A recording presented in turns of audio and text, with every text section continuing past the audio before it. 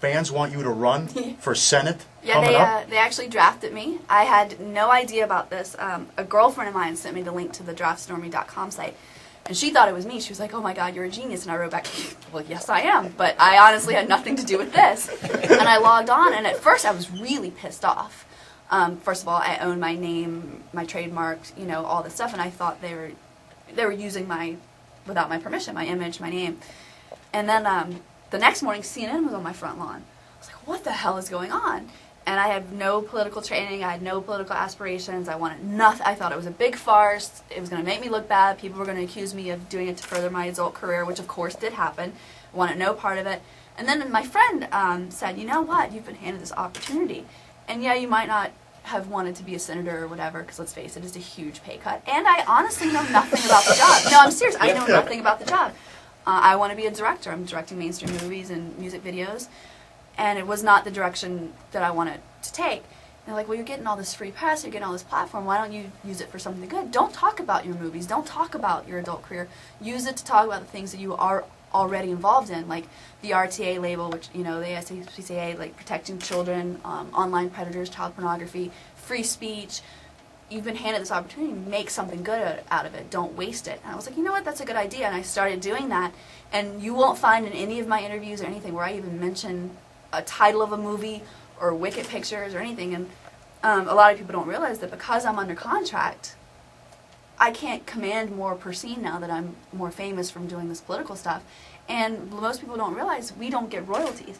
So yeah, this stuff might have made me more famous, and you might buy 1 million copies of my movie. I don't make a penny more.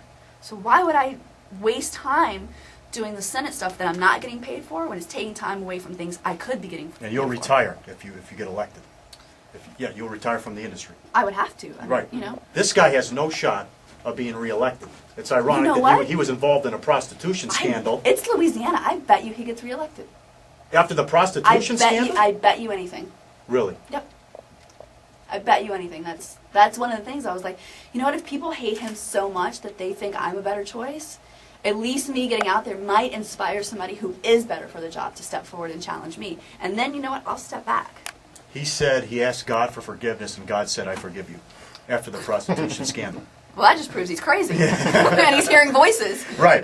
In history, though, when a public figure, and I know you mentioned that you're not going to name one title to one of your movies or say what you've done in the past if you do this, but in the history of politics, when somebody that's been in the limelight before runs for office, I would say about, 85–90% of those people have won and have gotten elected. Lynn Swann did not win in Pennsylvania. That was one, and I think there was one other guy. Can't think of him right now, but football players, actors, whatever, they always win. Yeah, it's people just fall in love with that character, I think.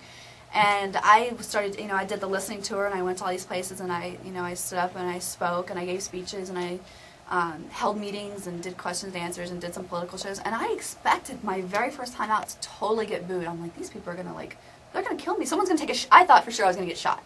Like, not even making a joke. Some woman's at least gonna throw a shoe at me. Something. Standing ovations every place I went. I was floored. I couldn't believe it. And if nothing else comes from it, I have to say I really did learn a lot, and it opened my eyes to so much stuff. And the main reason why I'm not going to run, honestly, is I can't afford to. I didn't realize how expensive it was, and going in, I was like, you know what? I honestly don't think I have a chance to win, and because it's not the direction that I chose for my life to take, I'm not going to spend a penny of my own money. And honestly, I can't afford to run. You have to establish residency in Louisiana. I own a house in Florida. I have a place in California for work. I really can't afford it. And that's unfortunate, because I think that alone keeps people who probably are best for the job from running. It keeps people who are, trust fund babies, who have no relationship to the people they're representing. It keeps them in office, where the average Joes, the people that you want to represent the average person from the state, will never get elected because it's too expensive.